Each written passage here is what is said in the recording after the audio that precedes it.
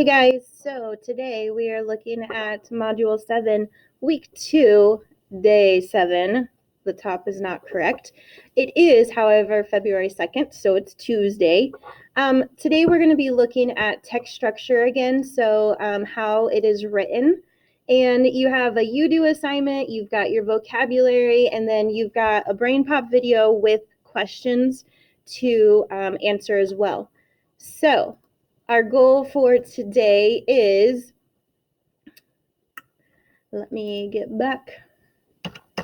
Our goal for today is I can notice important moments in Issa 2's life and tell how they helped me recognize the text structure. So if you remember last week, we began talking about text structure, and we're going to be looking at identifying the important events that support the problem and solution. And we're going to be thinking about how did this help the author present the problem or the solution. So we're looking for those events that lead to the problem and then lead to the solution. So the different text structure, that is the way that the information is organized. It's how the author puts that information in there. There's four main types of text structure. You have compare and contrast, where you're saying how things are alike or how they are different. There's cause and effect, where it explains what happened and why it happened. You have sequence, where it's talking about an order of events. And then there's problem and solution, where the authors explain how the problem is solved. So this is a biography. It's the story of a real person's life written by someone other than that person. And authors often describe moments when the person in when a person in a biography makes an important discovery. Those are called aha moments. So when that person in the biography is getting to something really important there, it's like, aha, I found it.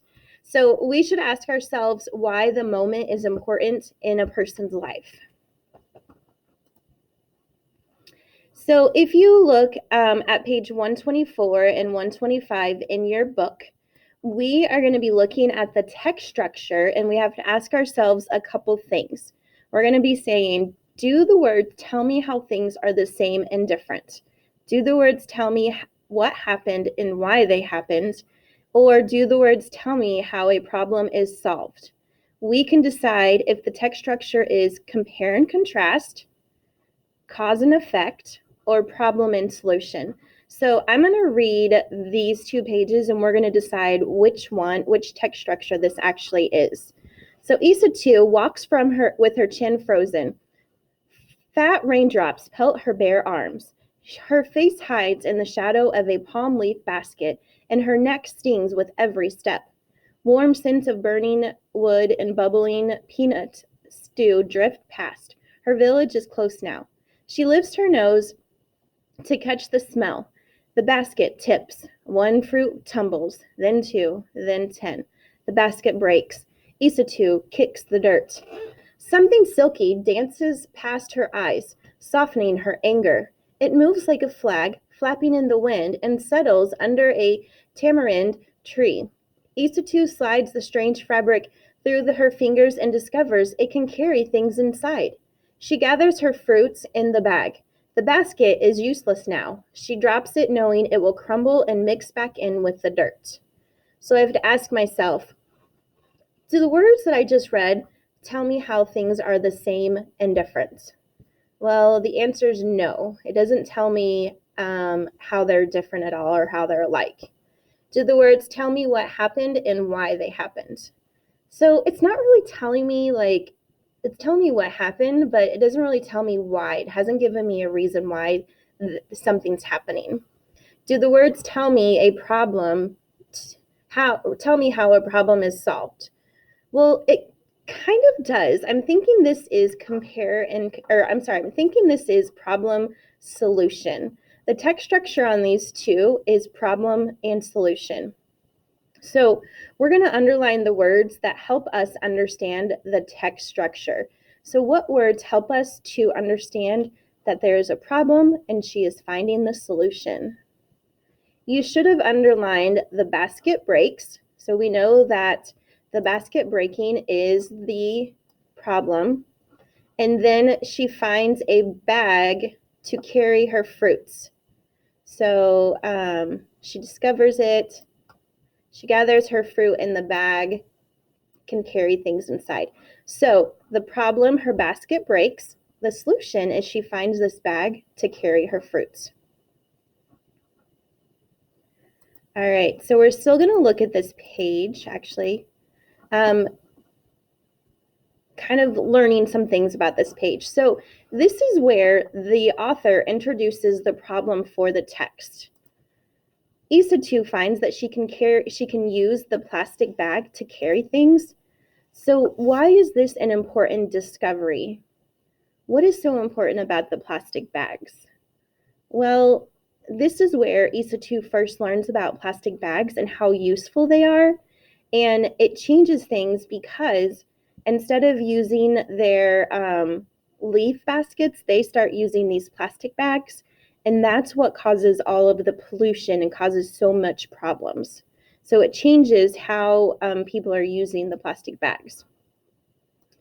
All right, looking at page, one of the next page with paragraph 30, Issa 2's feet lead her to the old, ugly road. A pile of garbage stands as wide as grandmother's cooking hut. Mosquitoes swarm near dirty pools of water alongside the pile. Smoke from burning plastic stings her nose. Her feet back away. Goats scamper past. They forage through the trash for food. Her feet stop. She knows too much to ignore it now. Holding her breath, she plucks one plastic bag from the pile, then 2, then 10, then 100. So how does this problem progress? So we learn that she realizes the plastic bags are a big problem and that she has to do something about it. There's these problems of it's a pile as big as her grandma's cooking hut. There's mosquitoes and it's a dirty pool of water. Smoke from burning plastic is stinging her feet. So this is the problem. All of these things are the problem. And what does she do to solve it? She plucks one plastic bag from the pile.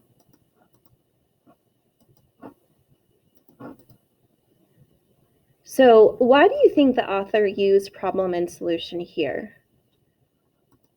So when I think about it, the author needs to show how big the problem is so that we understand why Issa 2's solution is such a good solution. So you can see how big the pile is. We need to know this information to understand why she needed to solve, her solution was so good. All right, so looking at this next page, I'm actually going to see, this may be your you do.